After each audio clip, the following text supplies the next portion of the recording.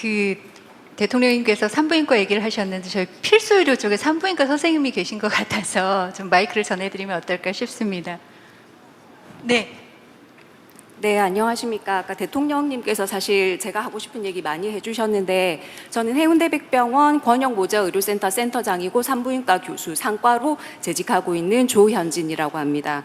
뭐 산부인과 소송 문제, 의료수가 문제, 위험 회피 문제 다 하나하나 조목조목 다 얘기를 너무 잘해 주셨는데, 현장에서 체감하는 걸 좀 상세하게 설명드릴까 합니다. 상세하게 하지 말고 간단하게. 네, 알겠습니다. 저희 상과는 사실 그 교수가 적어도 한 4명은 있어야지 최소한으로 돌아갑니다. 왜냐하면 외래를 봐야 되고 수술을 해야 되고 전원 오는 환자를 봐야 되고 그 중환자실에 이제 고위험 산모실에 입원해 있는 환자를 봐야 되기 때문에 그렇죠. 그래서 낮에 최소한 3명이 근무를 하고 밤에 1명이 당직을 서고 주말에 1명이 당직을 선다고 계산을 하면 일주일에 228시간이 나오고, 이걸 4명이 권역모자의료센터 기준이 4인이기 때문에 4명이서 일을 하면 57시간이 되는데, 저희 해운대 백병원에는 상과 전문의가 2명이 있습니다. 일주일에 산술적으로 114시간을 근무를 하고 있고 일주일이 168시간이거든요. 근데 이게 딱 시간을 정해서 하는 게 아니라 저희는 밤에도 산모 오면 나가고 지금도 갑자기 이상하다 그러면 뛰어나가야 되고 하기 때문에 그냥 뭐 일상이 없다고 생각하시면 되겠습니다. 산술적으로는 114시간이지만. 그래서 저희 졸업하는 전공의들한테 저희가 인력을 구하기 위해서 많이 애를 쓰지만 전공의들이 하고자 하지 않습니다. 첫째는 너무 무서워요. 둘째는 저는 교수님처럼은 못 살아요. 가 그들이 하는 얘기고, 그분들한테 제가 적극적으로 권유하거나 막 이렇게 적극적으로 하지 못하는 이유는, 저희가 그 모자의료 진료협력 시범사업의 대표병원으로 일을 하면서 환자가 많이 늘었습니다. 한 1.8배 정도 늘었거든요. 그래서 고위험 산모실도 지금 150% 확장했고 신생아 중환자실도 확장 공사 중에 있는데, 환자가 1.8배 늘어서 적자가 1.8배 늘었습니다. 그래서 제가 하면서도 이거 계속 이런 상황에 고민이 되는 가운데서 전공의들을 막 적극적으로 이 상과를 하자고 얘기할 수는 없는 상황이죠. 근데 물론 이제 그 수가 체계가 많이 개선이 되었는데, 그 중에서 아쉬운 점은 분만 전 고위험 산모에 대한 수가가 너무 반영이 되지 않았습니다. 옛날에는 그러니까 20대 산모가 건강하게 집에 있다가 아기를 낳고 가는 게 상과의 메인 업무였지만, 지금은 고위험 산모가 입원해서 이 태아가 오늘 하루를 더 견디고 내일 하루를 더 견디면 아기의 생존율이 좋아지는 거고, 그걸 위해서 저희는 진짜 매일매일 살얼음을 걷는 기분으로 분만실을 지키고 있는데, 산모이기 때문에 기계를 주렁주렁 달지 못하고 약을 많이 쓰지 못하는 것이 산모의 그 진료의 노동 정도가 작은 건 아닌데 그 수가가 너무나 낮게 책정되어 있어서 저희가 산모를 아무리 많이 봐도 제가 내는 적자를 다 감당하지 못한다는 게 첫 번째이고요. 그럼에도 불구하고 지역의사제를 만들어 주셔서 약간의 일말의 희망이 보이기는 하는데, 이 지역의사제가 21년도 이후에 전문의가 된 친구들을 대상으로 하고, 또 병원당 이제 TO가 2-3개가 책정이 되다 보니 이게 다 상과로 가는 건 아니어서, 제가 드리고 싶은 건의사항은 상과 지역의사제라는 제도를 만들어서 좀 이런 지금 현재 고위험 산모를 1년에 몇 명 이상 분만을 하고 있는 상과 의사들을 나라에서 좀 집중적으로 관리를 하셔서 이분들의 이탈도 막으면서, 저희가 소송이나 그런 문제가 생겼을 때도 내가 나라에 좀 이 따뜻한 기운을 받고 있구나 하는 걸 저희가 느끼면 조금 더 이 상과 인력을 충원하는 데 도움이 될 것으로 생각이 됩니다. 그리고 또 2개가 더 남았는데, 세 번째는 저희가 권역모자의료센터가 있습니다. 권역모자의료센터가 상급 종합병원 점수의 0.25점이 올해 처음으로 책정이 되었습니다. 그래서 사실 맨날 적자 내는 부서지만 상급 종합병원의 점수가 0.25점 책정이 되면서 그래도 약간 우리 이거 부족한 거 해주세요라고 얘기를 할 수 있게 되기는 했는데, 이 배점을 조금 더 올리면서 그거를 이제 상과 의사의 기준이 충족하면 그 점수를 주는 걸로, 상과 의사가 4명이 충족되지 못하면 상종에서 점수를 뭐 깎든지 주지 않던지 하면, 이게 3년 후에 지금 당장 없는 상과 의사를 어디서 데려올 수는 없기 때문에 3년 후에 상종 평가할 때까지는 아마 그런 제도가 미리 공표가 된다면 병원에서 전사적으로 지금 졸업할 전공의들이나 일하는 전공의들을 더 적극적으로 병원에서 권유를 할 것으로 생각이 됩니다. 산부인과 전공의가 부족하긴 하지만 산부인과 전공의가 없는 게 아니라 산부인과 전공의 중에서 상과를 할 사람이 없는 거거든요. 그리고 마지막으로 한 가지만 더 말씀드리면 그 소방서에서 불이 안 난다고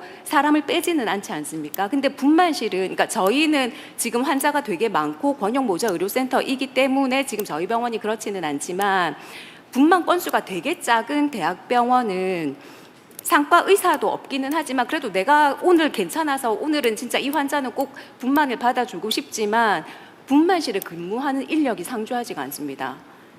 그래서 분만실에 적어도 상급 종합병원이나 국립대병원 혹은 대학병원의 분만실은 그 분만 건수가 한 달에 5건이건 10건이건 분만실이라는 간판을 달고 있을 때는 그 간호 근무를 하는 간호 인력 외에 저희가 응급 환자도 봐야 되고 수술도 해야 되고 분만도 해야 되는데 그러니까 전공의 역할을 할 수 있는 의료진 의사 보조 인력도 3교대로 항상 세팅이 되어 있는 것을 분만실이라는 간판을 걸고 있다면 그게 유지가 되어야 할 것으로 생각이 됩니다. 그렇게 총 4가지 말씀드렸습니다. 네. 교수님이 하고 싶은 얘기를 다 하려면 아마 혼자 해도 한 10시간을 할 수 있을 것 같은데 들어주셔서 감사합니다. 뭐 다른 세부적인 건 나중에 다 검토해 보기로 하고요. 오늘 말씀 안 하셨더라도 메모해서 내주시면 그리고 혹시 이거 중고되고 있는데 뭐 온라인상으로 의견을 내는 것도 다 모아가지고 검토해 주면 좋을 것 같고요.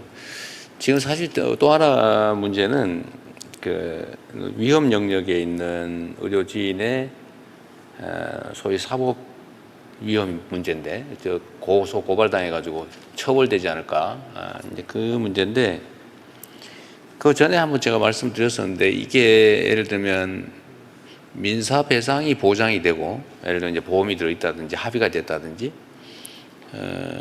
그럴 경우에는 이제 교통사고 처리 특례법처럼 과실에 의한 경우는 형사 책임을 면제하는 그런 입법이 필요하다가 아마 의료계의 요구인 것 같은데 저는 그게 매우 타당한 요구라고 생각이 되거든요. 이게 뭐 악의를 가지고 일부러 그랬다면요, 그야 처벌해야 되겠지만 사람을 살리기 위해서 열심히 하다가 그 중에 일부가 뭐 아까 제가 말씀드렸는데 교과서에 있는 대로 다 이렇게 못했을 경우에 어쨌든 과실로 평가되지만 그런 것까지 형사처벌을 하는 위험에 빠뜨리니까 난 그런 위험한 일을 안 할래. 그래서 아예 다 회피해서 더 큰 위험에 우리 국민들이 처하게 된다. 이건 약간 모순이거든요. 그거는 혹시 어떻게 됐는지 그 형사처벌 면제 문제 합의가 되거나 아니면 배상이 무한으로 충분히 담보할 만큼의 책임 보험이 가입되어 있다면 과실에 대해서는 처벌하지 않는 입법을 해야 된다. 이 논의가 많았는데 진척이 어떻게 됐어요? 현재 상반기에 의료분쟁 조정법이 개정이 됐습니다. 그래서 주요 내용은 민사에 대한 거는 의료기관이 책임보험을 의무적으로 들게 하고요. 그다음에 고위험 분야는 정부가 보험료를 지원을 해서 고액 배상 한 18억 정도까지는 민사 하게 해서 배상은 민사는 그렇게 해결을 하고요.